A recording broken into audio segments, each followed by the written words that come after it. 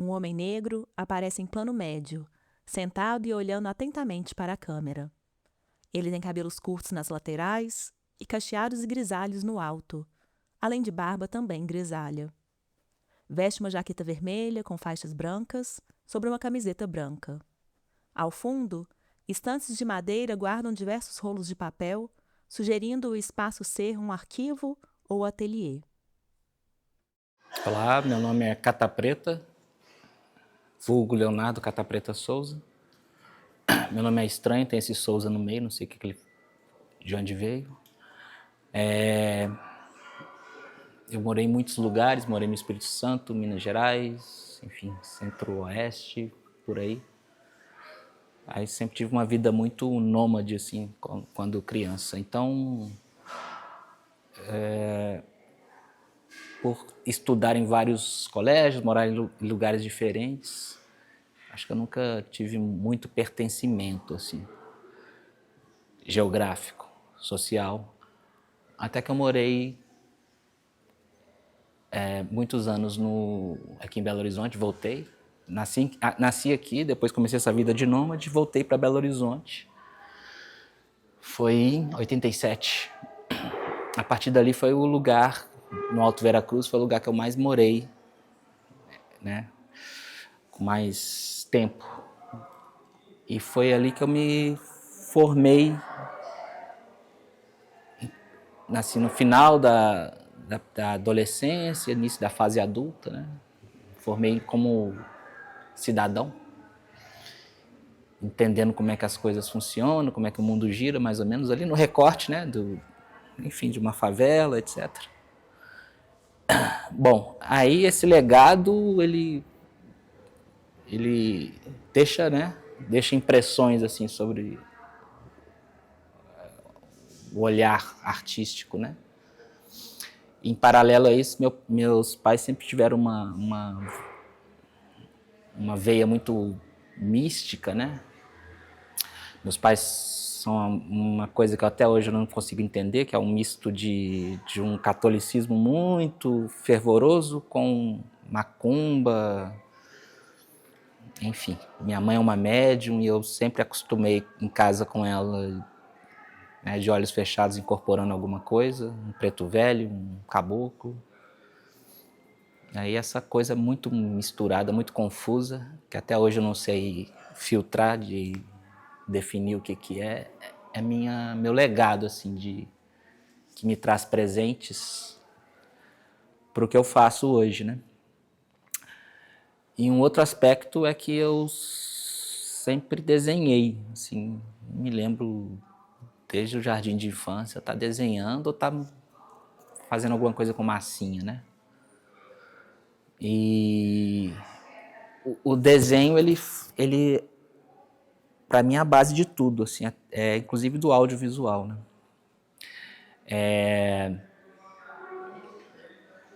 Para eu chegar num personagem, eu não faço análises literárias tão profundamente quanto eu faço com desenho. É o desenho que me leva para a literatura e me leva para o cinema. Engraçado que a minha primeira formação é em artes plásticas, né? Eu me formei em desenho e a segunda graduação que foi em cinema, né? Eu falo cinema, mas na época o curso chamava cinema de animação, né? Mas eu peguei mais a parte de cinema porque eu nunca tive talento para animação. E isso não é depreciativo, não acho importante ter também. A maioria dos meus filmes são animados, tem filmes live action, tem documentário, mas a maioria são filmes animados, por diversos motivos. Mas não é uma conexão direta também, assim, porque é desenhista, tá, é animador. Isso para mim sempre foi muito separado. Até meus filmes de live action eu trabalho com desenho porque eu faço storyboard. É como eu consigo ter mais controle desse caos todo, assim. Então eu sempre tento ter o vício benéfico de estar desenhando, sem propósito. É porque daí que surgem as histórias. Eu fiquei algum tempo sem fazer isso, depois que minha filha nasceu, eu estou voltando agora, estou desenhando loucamente, compulsivamente. E é dessa forma que eu consigo pegar retalhos ali e transformar isso de algumas costuras malucas, enfim, e forçar isso a virar uma narrativa, né, com que faça sentido. É uma desonestidade muito honesta, assim, porque é realmente pegar coisas que eu desenho que não tem nexo nenhum, assim, isso tem que virar alguma linha condutora. Então, é sempre assim que surgem as histórias, que surgem os personagens, né? Muitos deles eles não viram narrativas audiovisuais e tal, mas viram alguma espécie de uma entidade fixa ali. Então é assim que eu lido com divindades, que eu sou muito ligado a divindades do panteão Banto, né? Que eu sou ligado ao candomblé de Angola, candomblé Congo-Angola, aos espíritos, aos caboclos e tal. Então, não necessariamente eles viram personagens, mas eles permeiam ali todas as histórias. O meu último trabalho de curta-metragem chama Fundura. Ele começa justamente com uma figura dessa, que é um caboclo. Um caboclo que salva o personagem principal, o protagonista. E é um caboclo meio misto assim com os povos de palha que a gente fala, que aí sincretizando assim com a cultura iorubá, o baluaê, né, tal. A gente fala cavungo, missungo dentro do candomblé de Angola. Então, essas coisas todas são muito visuais para mim, né? Acho que dá para perceber, né? São impressões assim que ficam ali na memória, enfim, o que eu estou sempre reimprimindo, né? E aí é posteriormente que surge uma narrativa. Eu nunca fui uma pessoa assim boa de contar histórias assim verbalmente. Eu queria muito assim ser um bom piadista, um bom orador, mas no cinema eu encontrei assim esse caminho. Talvez por não ter a necessidade direta de estar lidando com o público ali, né, no primeiro momento, disso se distribuir de uma outra forma, né, em sala de cinema, etc. Talvez eu tenha ficado mais à vontade. Eu não entendo muito bem, mas eu nunca me considerei um bom contador de histórias nesse sentido, de contar histórias para as pessoas próximas, assim. Mas com um distanciamento parece que funciona. E eu gosto do audiovisual porque é uma forma de trabalhar contemporânea barata, né? Então a gente tem muito realizador né, vamos dizer, de baixa renda, porque as técnicas, os artifícios, né, os maquinários, eles começaram a ficar barato, né? A distribuição começou a ficar mais barata. Quando eu comecei no cinema ainda era película, né? 2007, meu primeiro curta. Então a gente só distribuía bem os filmes quando a gente tinha a conversão para película, né, que era muito cara. Com o tempo isso foi mudando, né? Hoje você nem tem mais mídia física, né? Você distribui o filme através de download, né? Os trabalhos live action, eles às vezes é uma via de mão dupla. Tem um documentário que eu fiz, eu chamo de documentário, mas foi uma situação que eu comecei a filmar, que é o Entrada pela Frente, que é um filme, eu acho que 2013, 2014. É uma situação que eu filmei lá em Brasília, estava lá no Festival de Brasília e não foi planejado, mas a composição do que estava acontecendo, que era uma mulher, parece que ela estava orando, uma mulher em situação de rua, orando na frente de uma igreja evangélica. E aí tinha um cara que veio para pinchar a igreja. E aí eu filmando. Eu mesmo fazia parte daquele quadro estranho, porque o cara queria pichar, ou fazer um lambe-lambe, eu não lembro bem, mas ele estava incomodado comigo. Ele não sabia quem eu era, o que eu estava fazendo, se eu ia denunciar ele alguma coisa. Eu estava atrás dessa mulher que estava orando. Aí ele começa a interagir com ela, meio sem graça, meio despistando ali. Aí ele vai embora, ela fica o tempo todo parada, olhando para a fachada da igreja. A igreja está fechada. E ela o tempo todo ali falando. Parece que ela estava orando, eu não sei o que ela estava fazendo, mas o filme é isso, essa situação toda. E quando eu olhei, eu vi uma composição, né? A primeira coisa que eu vi foi isso, foi um arranjo ali, que é o que a gente usa no desenho, né, para fazer, né, para criar o desenho. São arranjos geométricos, pesos e tal. Eu vi aquilo e aí depois que eu assimilei que ali tinha uma situação tensa, uma situação de mistério e tal. Então, a maioria das vezes, sim. Eu primeiro imagino, quando eu vou lidar com atores, eu primeiro imagino essas situações, né? Os quadros, eu penso muito nos quadros. Com temas, né? Esse quadro aqui é esse personagem que ele está tendo uma ruptura emocional, afetiva com outro personagem. Então eu penso no quadro. Aí depois que eu começo a costurar, isso vira roteiro e depois o roteiro é destruído, porque no visor da câmera também, que sempre sou eu que estou filmando também, me dá outras ideias, outras perspectivas de vincular esses personagens, né, dentro do espaço. Então eu penso muito nisso, na criação do espaço com o personagem e dirigir menos o ator assim, de uma forma muito objetiva.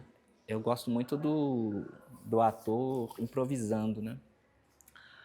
Até por conta do corpo do ator ter essa liberdade para ele desenhar a situação, né? Desenhar no CCD da câmera, desenhar a voz dele na captação do microfone e tal. E essa espontaneidade, ela não é uma das poucas coisas que não é desenho. Ela vem de um lugar misterioso, sem controle, que aí eu acho que eu faço o contraponto, né? Esse improviso do ator dá o tom aleatório, caótico, espontâneo, assim, que aí foge do controle. O desenho é muito controlado, né? Então acho que eu preciso desse contraponto, assim, de algum erro. Eu, quando desenho, eu aceito muito o erro, assim. Aí eu desenho, normalmente eu desenho com caneta Bic, baratinha, porque ela borra, ela é cheia de problemas, ela é o inimigo, assim, do desenho. Aí eu gosto disso porque traz esse inusitado, assim, pro desenho, né? Então, é dessa forma, lidando com aspectos de controle que o desenho clássico te dá, mas também de um inusitado, de um não esperado. Eu acho que não tem muita separação assim, entre a vida, o seu cotidiano, as suas impressões do mundo e o que você faz, assim, seja no CCD de uma câmera ou num desenho, numa performance, enfim. Acho que não tem muita separação, porque a vida não funciona assim, né? Não existe, para mim não existe essa coisa de inspiração, de uma coisa transcendente, que tem uma intuição e tal. É tudo muito, do artista, né? É tudo muito digerido e muito trabalho, né? Acho que a cabeça do artista, ela é muito atormentada, né?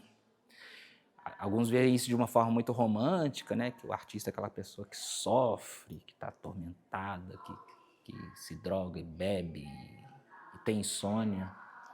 É muito disso também, mas é porque o artista, infelizmente, ele não tem a liberdade do capitalismo.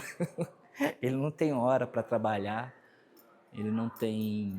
Alguns têm, né? Mas eu acho que a maioria não consegue parar de ser artista, de criar, não tem intervalo, né? Então a vida está sempre ali. Então, por mais que você faça pelo menos no meu caso, que eu use alegorias, símbolos, alguns artifícios muito herméticos e tal, a vida não se separa, porque eu estou ali vivendo esse passado que eu contei, né? De ser um filho de uma família, de uma mulher de origem indígena, de um pai negro, né? Essa coisa da religiosidade muito conflituosa. Então, isso tudo não tem como separar, né? Isso vem porque você é isso. Quando você põe a mão numa ferramenta de arte, seja numa gravura, numa caneta, num roteiro, seu legado todo está ali, né? Desde a primeira linha, desde o primeiro ponto, desde o primeiro pixel. Então não tem separação, porque é impossível separar, né? Na minha opinião. Eu tenho uma preocupação muito grande assim com as minhas origens, né? Porque elas são, de certa forma, são muito superficiais, na minha opinião. Eu falo isso de uma perspectiva histórica, né? As pessoas que têm sobrenome europeu, elas têm um legado, né? Elas têm, né, português, enfim, italiano, etc. E é engraçado que por muito tempo foi me vendido que o meu sobrenome, Cata Preta, é de origem italiana, porque meus parentes, eles, né, todos negros, mulatos e tal, eles tinham orgulho de falar isso, veio da Sicília e tal. Depois não tem muito tempo, tem menos de 10 anos que eu descobri que era por conta do processo de mineração aqui, né, em Minas Gerais, que isso vem de cata, que é o processo de extração de minério dos morros, né? Então tem a fazenda, Cata Preta, é meio turvo, mas vem daí, vem do processo de mineração, que era um processo mantido sob a mão de obra escrava, né? No meio disso também tem uma família que passou a ser chamada Cata Preta, aí já era uma família branca, aristocrática e tal, burguesa, não sei como chamar, do colonialismo mineiro, né? Mas era uma família rica, de posses e tal, e que era dona dessa fazenda barra mina de ouro. Então, as coisas muito que se misturam, né? O processo chamado de cata, né? Da extração com o nome de uma família. Então, isso é muito Brasil, né? Muito suco de Brasil, né? E a gente tem na família Cata Preta, se é que dá para chamar assim, todo tipo de pessoas, brancas, pretas, ricas. Tem ex-reitor da PUC, e tem a gente que veio, né? Que é favelado e tal. Então minha família é muito suco de Brasil, mas ao mesmo tempo é isso. A gente não tem acesso ao que veio antes disso. Então, muitas famílias conseguem fazer retroagir e fazer um rastreamento de onde vieram, né? Minha família é ali por causa do brasão, tal, consegue ir até, sei lá, um ano medieval ou até antes disso, né? Consegue retroagir séculos atrás. A gente não consegue fazer isso, porque primeiro que a massa de escravizados que veio para o Brasil, dos bantus, né, eles ou já vinham batizados, né, com nomes católicos e tal, ou eram batizados aqui, né? Tem a famosa história da árvore do esquecimento, né? Quando eles eram embarcados, eles davam a volta nessa árvore, esqueciam quem eles eram, e recebiam um novo nome, né? Uma nova designação, uma nova existência, né? Então eles eram surrupiados, além da sua força de trabalho, da sua identidade, também do seu passado, né? Das suas crenças, etc. Então eu sou muito curioso a respeito disso. Aí por que eu estou falando isso tudo? Porque atualmente eu estou pesquisando muito assim, quais foram as embarcações dos navios negreiros, né? E eles têm nomes assim muito... Eu fico até emocionado de falar que é muito forte, assim. Tem nomes assim, Boa Esperança, Bom Caminho, nomes de santo, nomes fofos, né? Nomes tenros, nomes religiosos, nomes de gente de bem. E eram porões da desgraça, né? Quando o Brasil finalmente, institucionalmente proíbe a escravidão, esse processo de tráfico ele explode, né?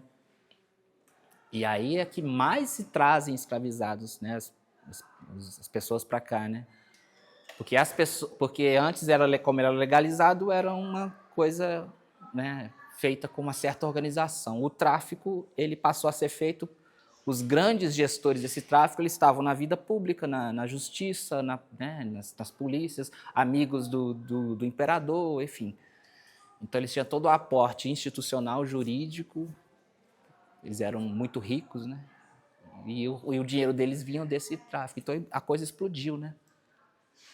E se você era um brasileiro nessa época, ali, início do século XIX e tal, você ascendia socialmente, era de bom tom você ter pelo menos um escravizado ou dois, que eram essas pessoas que traziam rendimento para casa. Os escravizados iam para a rua vender quitanda, graxate, etc., e traziam o dinheiro no final do dia e recebiam uma pequena parte para comprar roupa. Enfim. Então, eu sei que eu vim desse lugar, assim, uma parte da minha história vem desse lugar, né? E eu estou muito interessado nesses navios, né? Então, eu estou trazendo isso agora para os meus desenhos, né? Essa investigação, né?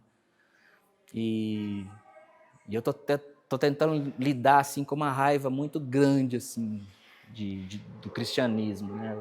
Ainda mais nessa época que a gente está vivendo esse slogan Deus, Pátria, Família, para encobrir muita coisa, né?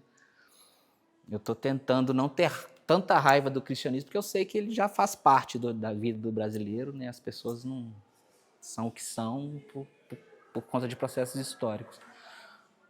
Então essa dor toda, essa coisa, essa revolta e essa falta de entendimento de onde que eu vim, ela está permeando o que eu estou fazendo. Então acho que é o melhor exemplo para eu falar como é que a realidade, como é que a fantasia se mistura. Porque eu não vou fazer isso de uma forma documental, não vou desenhar um navio, não vou investigar como é que era a construção, a arquitetura para reproduzir isso e tal. Eu vou falar isso de uma forma com as referências que eu tenho, né? Eu não sou um velejador, eu não entendo como é que se desenha uma vela. Eu desenho a vela que eu acho, que eu vi na televisão, né? Então, esses filtros, esses erros, né, de representações, eles são acertos, né? Porque aí eu estou passando pelo meu entendimento das coisas, né? O que eu consigo entender sobre todo esse legado, né? Então, isso, de uma certa forma, num extremo ele é chamado de fantasia, de releitura, né? De vários nomes, de uma criação onírica, mas, por um outro extremo, ele tem um aporte ali muito forte de historicidade, da questão trágica da construção do brasileiro e tal. Então, ao mesmo tempo que se permite alguma leveza, alguma beleza no que eu faço, porque eu conscientemente eu trago essa armadilha de fazer coisas visualmente, num primeiro momento, muito bonitas, singelas, de um traço muito delicado, etc. Mas eu encaro isso também como uma embalagem bonita para uma caixa de cocô, sabe? É assim que eu entendo que eu quero fazer as coisas. Entregar uma coisa superficialmente bem elaborada, bonitinha, fofa, mas que tá podre ali por dentro. É isso que me move assim para fazer os filmes, os desenhos. É essa armadilha estético, conceitual e tal. Eu acho que fazer essa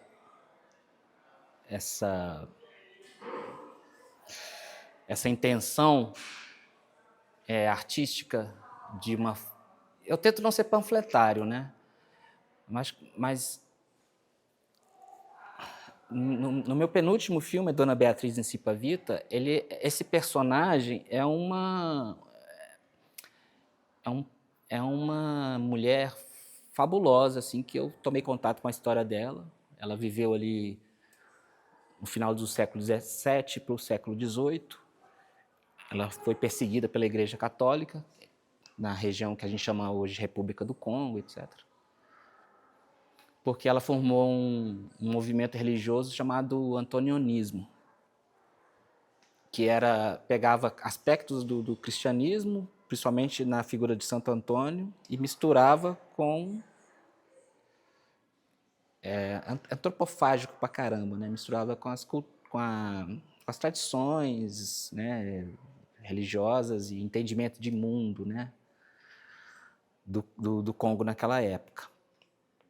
E basicamente ela dizia que os apóstolos eram negros, que Jesus Cristo era negro e que Jesus Cristo voltaria na figura de um imperador, de um monarca negro.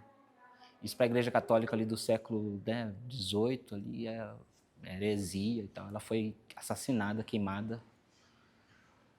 E ela tinha um aspecto muito interessante também, que isso tudo tradição oral e registro dos padres jesuítas. É o que a gente tem de legado histórico, são essas duas formas, a tradição oral e a escrita dos inimigos, né, que são as pessoas que queimaram ela, assassinaram ela e julgaram, né. Então, num desses relatos escritos, conta-se que ela afirmava que morria na sexta-feira e passava o final de semana no limbo espiritual com a figura de Santo Antônio e ressuscitava na segunda-feira com as mensagens, né? Com as profecias de Santo Antônio Negro. Então, é uma figura que ganhou de Jesus Cristo, porque ela ressuscitou várias vezes. Para mim, isso é fabuloso, assim, eu fiz uma... Eu digeri isso numa narrativa de uma mulher que consegue se refazer várias vezes, né? Acho que isso me pegou muito. E aí eu fiz o filme com o nome dela, Dona Beatriz Nicipavita, que é o nome que engata, né, a tradição europeia, né, cultura europeia, com Dona Beatriz. E Nicipavita é da língua do tronco banto, né? Já ia falar dialeto aqui, mas é um vício, mas não é dialeto, é a língua mesmo, né? Então, com esse filme, eu direcionei bastante, assim, conscientemente, ativamente, a proposta de fazer essa mulher mais conhecida, porque ela é para mim, ela é um dos pilares da formação simbolicamente e efetivamente, assim, na prática, ela é uma figura que forma o brasileiro, na minha leitura, né? A gente tem muita coisa dos bandeirantes, né? Pedro Álvares Cabral, essas figuras todas que permeiam o imaginário histórico e cultural do brasileiro. Mas essas outras figuras, né? Mulheres, negras e tal, elas... E zumbis e tal, eles são pulverizados, assim, são muito nichados, né? Então eu quis fazer essa mulher mais conhecida. O filme, ele não é um relato histórico,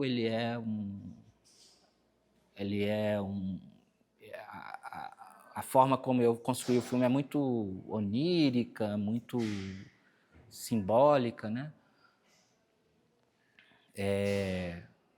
Baseado nesses quadros, nesses desenhos de mutilação, dela ser queimada.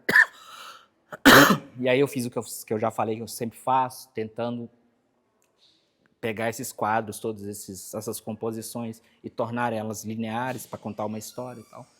Então o filme muitas pessoas falam que o filme não consegue entender o filme. Para mim isso não é um problema, não que eu queira soar hermético, mas é porque exatamente a construção histórica que a gente tem agora, mesmo investigando, é de uma coisa muito turva mesmo, né? A gente não sabe ali exatamente o que é fato ou o que é fabulação né, da tradição oral que foi passando com o tempo e construiu essa figura da Dona Beatriz Nicipavita. Então, para mim, um compromisso com uma narrativa clara, com fatos acontecendo ali de uma forma muito objetiva, não é Para mim não me interessava. Mas o nome do filme, ser Dona Beatriz de Cipavita, para mim que seria a parte objetiva e que leva, que eu gostaria que levasse as pessoas a procurar, né, informações sobre essa figura. Então é outra armadilha também, assim, né, que eu propus com esse filme, né, de dar o título dessa mulher, mas que não está explicando como é que foi a vida dela exatamente, né, como não está elucidando fatos históricos ali. E funcionou. Muita gente me escreve, me fala comigo, eu fui procurar saber e tal, quem era Dona Beatriz. Aí o pessoal fala assim, é a mesma coisa de Quimpa Vita, porque Quimpa Vita é o nome que os portugueses davam para ela, denominação dos portugueses. Então eu falo, não, Quimpa Vita a gente está falando da mesma personagem. Então acho que funcionou. Então, algumas vezes, como eu falei no Dona Beatriz, isso é feito de uma forma muito consciente, muito engajada, muito objetiva. E outras vezes não. Outras vezes eu deixo a vida me levar, deixo para onde que essas fantasias vão levar. Mas elas não tem como, né? Tudo que você cria, por mais desconexo, turvo que possa parecer, você está ali vivendo o seu tempo, você está vivendo só com o seu contexto histórico, político ali, e vai estar ali. Às vezes você faz coisas ali que você não tem essa leitura, não tem essa consciência. É o público que vai te falar. Que vai falar, isso aí tem a ver com... Não, nunca pensei por essa forma. Aí você olha assim e fala, não, faz sentido o que a pessoa está falando. Produto do nosso tempo, né? Eu não paro para pensar essa relação de forma e conteúdo. Não paro muito para... É claro que a gente entende como é que os formatos funcionam, né? Os formatos de registro de um fazer artístico, né? O audiovisual é diferente do teatro, que é diferente das artes plásticas, que é diferente, enfim, de várias outras expressões, né?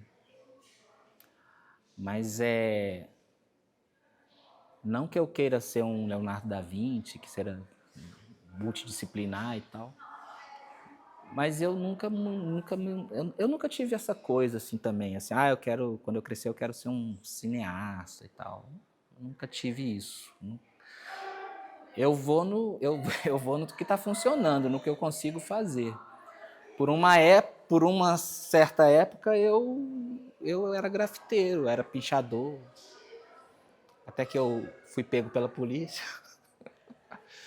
apanhei e tal, deixei de pichar. Depois entendi que grafite era uma coisa mais, né, mais aceita e tal, fiquei por ali também.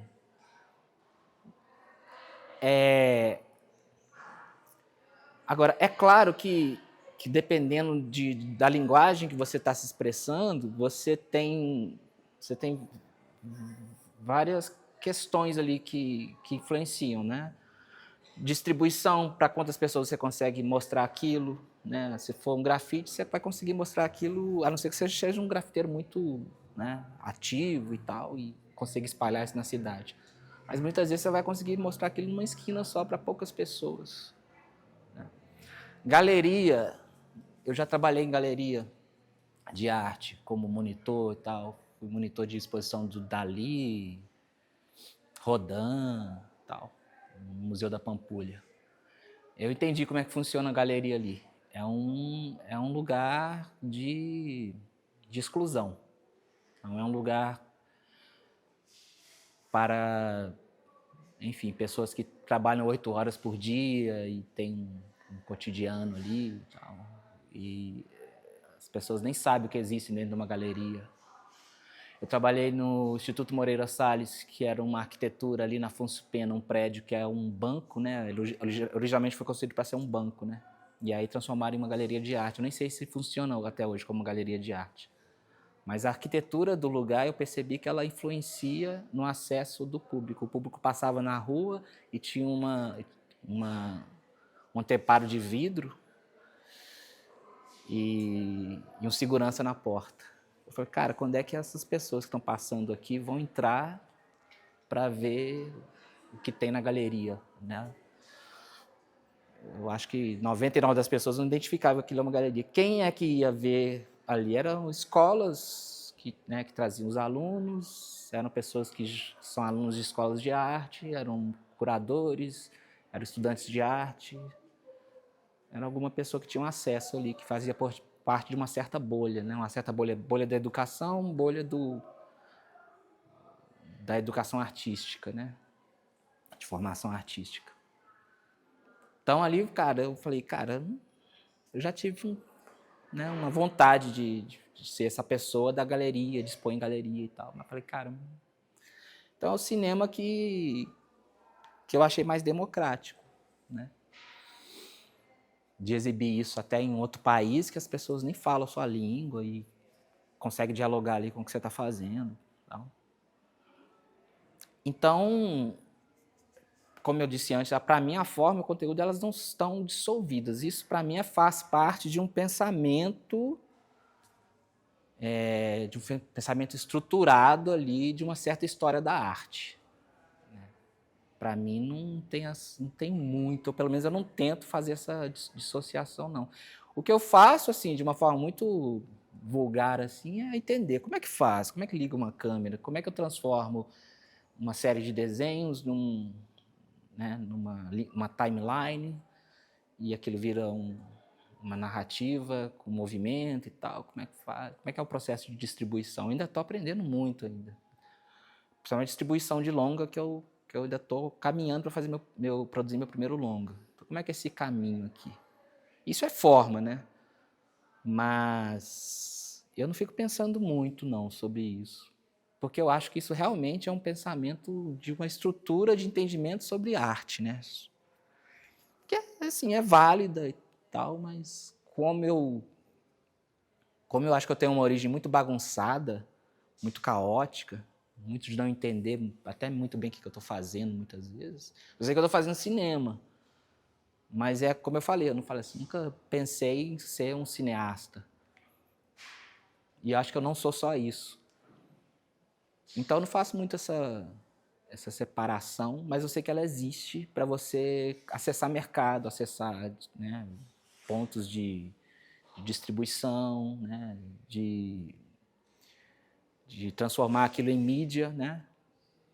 Você precisa ter um certo desenho de tela, um cinemascope, um 16:9 para você enquadrar ali, né? Aí outro dia eu estava pensando, por que não fazer um 4:3? Ah, não, mas o 4:3 é um formato de TV clássico. Ah, mas por que não? Aí eu fiquei pensando que muitos dos quadros dos desenhos que eu faço, eu tenho uma predileção por fazer quadrado, porque eu acho que o quadrado ele elimina essa tendência que o espichado alongado na horizontal é classicamente da construção de imagem ocidental, isso é direcionado para a paisagem, né? Retratos eles são mais verticalizados, né? Então já tem esse direcionamento, né? Eu acho que o quadrado ele rompe com isso porque ele não nem espicha vertical nem horizontal. Então ele tem essa ruptura. Aí eu acho que ele pode ficar um pouco mais selvagem. Aí eu fiquei pensando assim. Mas também não pode ser uma coisa também que você faz assim, porque eu quero ser selvagem, quero ser diferente. Tal. Isso tem que dialogar com o seu trabalho, né? Mas eu estou pensando seriamente em produzir audiovisual nesse formato, mais quadrado, 4:3. Então, é isso, é uma coisa muito misturada. Para mim isso não é objetivo, não é uma coisa que eu penso assim. Eu acho que eu penso mais no que isso pode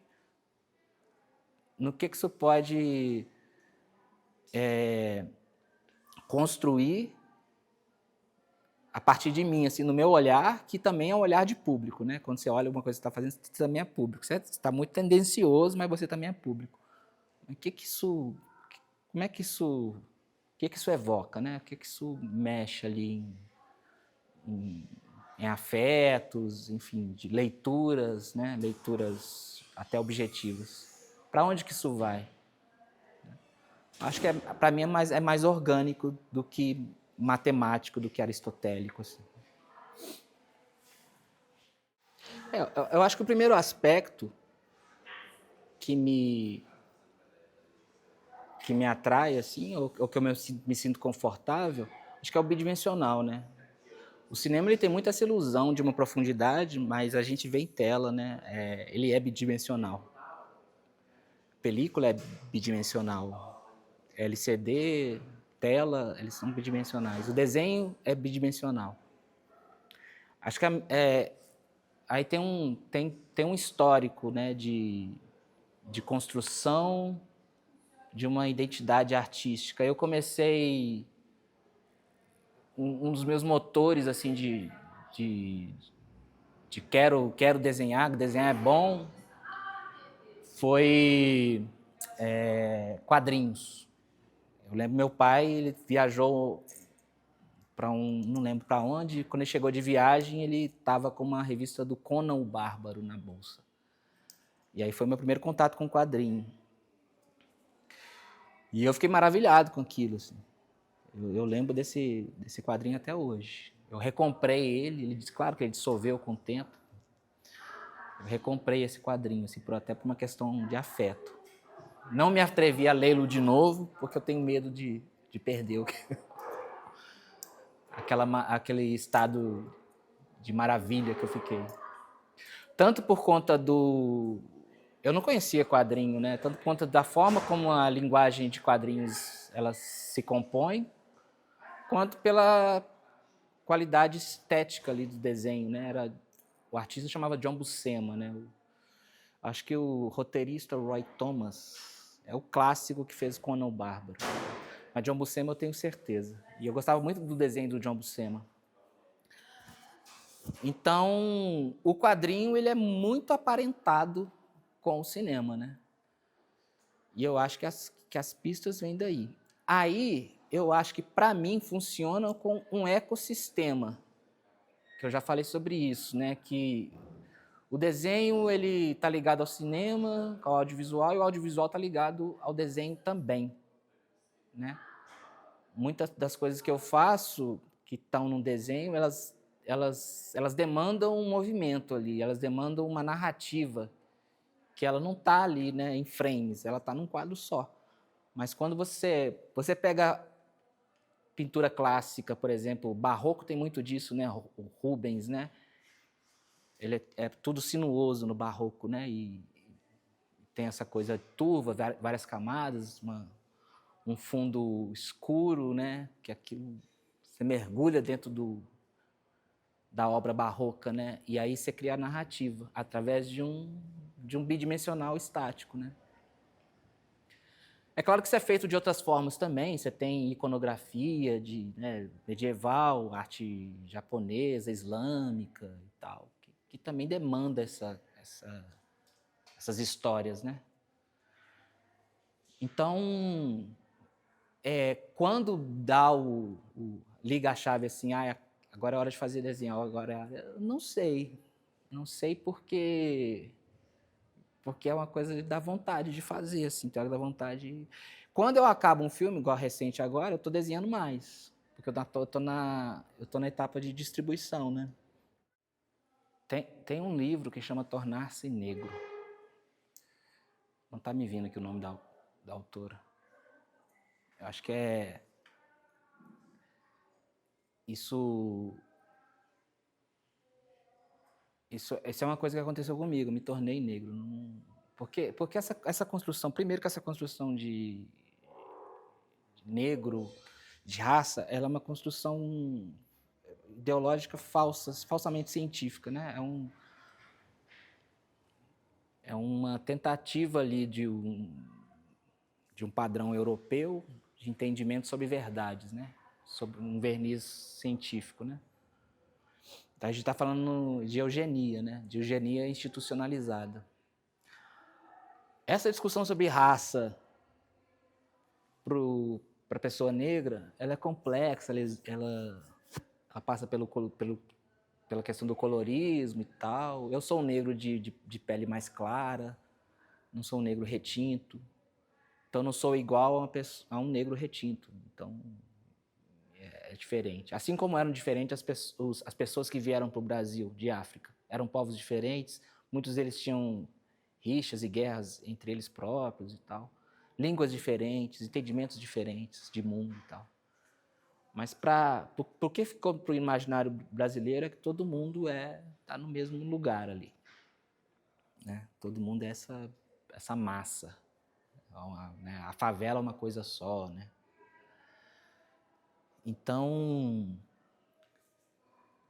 essa história do meu nome, Cata Preta, acho que ela é muito reflexo disso, de uma pessoa que se tornou negra. Foi um processo. Isso exige interesse da pessoa, de se movimentar. Porque é muito cômodo. Eu não sei se eu estou sendo injusto, porque assim... às vezes eu já vi pessoas brancas falando assim, não sei porque aquela pessoa negra, ela alisa o cabelo, ela tem um cabelo tão bonito e tal, e ela alisa e tal.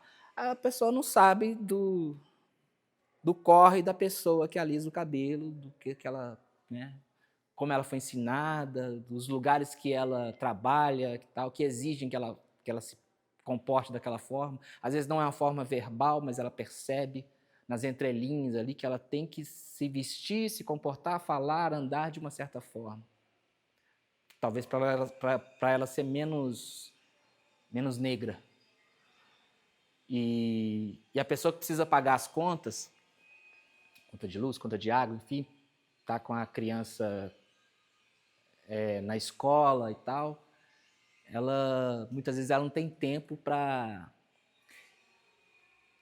ter consciência, né, sei lá, consciência de classe, fazer um retrospecto histórico, né? Quem sou eu? De onde eu vim realmente? Assim, eu não nasci aqui, essa pessoa que faz esse tipo de coisa, que veste esse tipo de roupa, que usa esse tipo de cabelo, não é, a pessoa simplesmente não tem tempo. A vida é muito... Né? Eu acho que eu tenho o privilégio de eu ter ascendido assim, ter tido uma mobilidade socioeconômica ali, né? Com o passar dos anos no contexto brasileiro, Plano Real e tal, depois governos Lula. Então, eu sou uma pessoa que deve muito ao Gilberto Gil, porque ele foi ministro da Cultura, né? Então, eu pude, com o tempo e através do próprio cinema, me descobrir como pessoa negra. Isso para mim não era importante, porque na favela, com um negro de pele clara, eu era o branco. Eu era o bom padrão, assim. Né? Quando eu saio desse contexto e vou para o universo do cinema, eu lido majoritariamente com pessoas brancas, inegavelmente brancas e tal. E aí, num certo momento, num festival no Sul, no Paraná, não vou lembrar o nome do festival e tal, uma pessoa falou comigo, não, que bom ter um diretor negro aqui. E eu nunca tinha ouvido isso, sabe? Não que eu não tivesse consciência que eu era diferente, né, desde a faculdade e tal.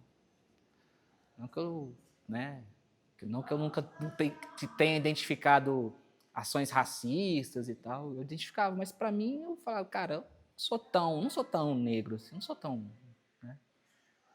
Sou mais ou menos ali. Não sei o que eu sou. Aí essa coisa de não sei o que eu sou, aí eu comecei a querer saber o que eu era, né? Não foi a partir dessa fala dessa pessoa, mas isso contribuiu muito, né? Eu estar no cinema e ser um diretor negro. Aí, como assim? Eu preciso ser um diretor negro e tal? Eu comecei a... Né? E aí eu comecei a fazer retrospectos e tal, e vi que o que eu estava fazendo, as coisas que eu tematizava, eles tinham muito a ver com isso, com esse lugar, né? De uma identidade, de uma pessoa negra mesmo. E aí eu comecei a ver, falei, pô, tem coisas aqui que eu faço, que eu ponho, que essas pessoas, as pessoas brancas, elas não entendem, porque elas não têm o repertório que eu tenho. Aí que eu comecei a ter consciência de identidade, não é criar identidade, é consciência de identidade. Eu falei, cara, eu sou diferente mesmo. E tem muito esse discurso, né, que eu nem falo que isso é uma coisa da esquerda, porque a questão do negro era anterior a essa divisão esquerda-direita, muito anterior. Mas tem muita gente que se apoia, né, com unhas e dentes, com esse discurso. Ah, tá separando mulher de homem, negro de branco, cristão de ateu, não sei o quê, não sei o quê. Né? Que a esquerda, ela separa e tal. Sempre foi separado, né? Sempre foi geograficamente separado. A gente sabe dos limites ali, de onde começa uma favela, onde começa um bairro de classe média, um bairro, né? Então sempre foi separado. Então o meu nome, a minha relação com o meu nome, ela sofreu uma ruptura, porque, né, como eu falei, eu fui educado, falei assim, seu nome vem da sua bisavó, que era italiana, que era uma mulher branca, que se casou forçadamente com um homem negro. Ela se casou com... Ela foi sequestrada, né? 12 anos, ela era menina, né? Então a gente tem toda essa história violenta também contra a mulher, né? Que era muito normatizada, tal, coisa da época, mas ao mesmo tempo, né, você olha com os olhos de hoje e fala, caramba. Então tem essa série de violências, essa série de coisas que eu via que não batia, assim, sabe? Que era uma história que me contava muito romantizada. Mas ali nas beiradas das falas, sua bisavó casou com 12 anos, eu falei, cara, fala isso com uma naturalidade e tal. Aí eu comecei a ver, falei, tá bom, mas aí tá bom. Então tem alguma coisa escrita, tem alguma documentação de onde vem esse nome Cata Preta, de onde veio essa mulher, ela veio com esse sobrenome mesmo. Não achei nada sobre Cata Preta enquanto família italiana. Provavelmente essa mulher não se chamava Cata Preta, provavelmente era o sobrenome do marido dela, meu bisavô. Mas aí a fabulação, né, de um certo orgulho, assim, de assim, não, a gente é melhor, a gente é Cata Preta, a gente tem sangue italiano e tal. E eu ouço isso até hoje, porque minha filha vai comer macarrão na casa da minha mãe, e fala assim, essa menina gosta de macarrão, ela tem sangue italiano e tal. Então eu começo a fazer essa investigação. Não é uma investigação muito engajada, não, vou tirar aqui uma semana para fazer isso, veio muito aos poucos, né? E até com o advento da internet, de acúmulo de informações e tal, eu consegui chegar nisso, né? Dessa relação com esse sobrenome de Cata, que veio do processo de extração mineral, de extração de ouro, né? Das Minas Gerais, desse tipo de mineração, que era Cata. Aí também vem a cidade de Catas Altas, e toda essa costura, né? Que a gente começa a ver assim, cara, documentação, registro histórico e